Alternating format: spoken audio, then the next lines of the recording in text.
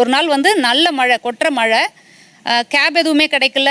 நான் பஸ் ஸ்டாப்புக்காவது வந்து வெயிட் பண்ணுறேன், எப்படியாவது வீட்டுக்கு போயிடலாமான்னா அங்கே பஸ்ஸும் எதுவுமே வர முடியல. ஸோ இவங்களுக்கு கால் பண்ணி சொல்கிறேன், நான் இங்கே வெயிட் பண்ணிகிட்ருக்கேன், கொஞ்சம் நீங்கள் வரும்போதே என்னை பிக்கப் பண்ணுங்கள், எவ்வளோ நேரம் ஆனாலும் நான் இந்த பஸ் ஸ்டாப்லேயே உட்காந்துருக்கேன். மாப்பிள்ளை வரலையா?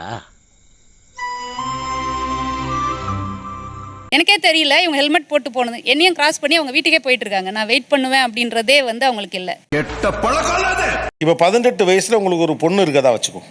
இப்போ பொண்ணு, அப்பா யூனிவர்சிட்டியில் எக்ஸாம் முடிச்சுட்டப்பா, மழை பயங்கரமாக பெய்யுது, கரண்ட்டு வேறு இல்லை, எனக்கு வர்றதுக்கு பஸ்ஸும் கிடையாது, நான் இங்கே நிற்கிறேன்னு சொல்லியிருந்தா மறந்துருப்பீங்களா?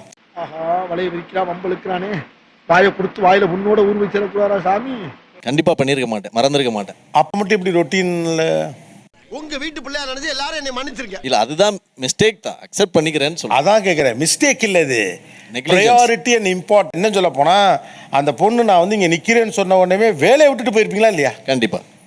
இப்போ அவங்க கேட்குறது, எனக்கு ஏன் அந்த இம்பார்ட்டன்ஸை நீ கொடுக்கலாம்? இல்லைன்னு சொன்ன விட மாட்டேன் போல இருக்க.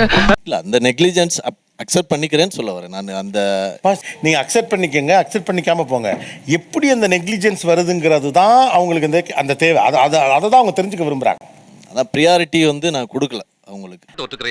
ஒத்துக்கிறேங்கய்யா. அப்படி எனக்கு ப்ரையாரிட்டி கொடுக்கலன்னா ஒரு பெண் என்ன செய்வா? இதை சொல்லி தான் காட்டும். கொஞ்சம் தலையசைச்சா கூட சம்மதம்னு ஒரே போடா போட்டுருவாங்க. மூச்சு முட்டி செத்தாலும் பரவாயில்ல, வெட்டுப்பட்டு சாகக்கூடாது.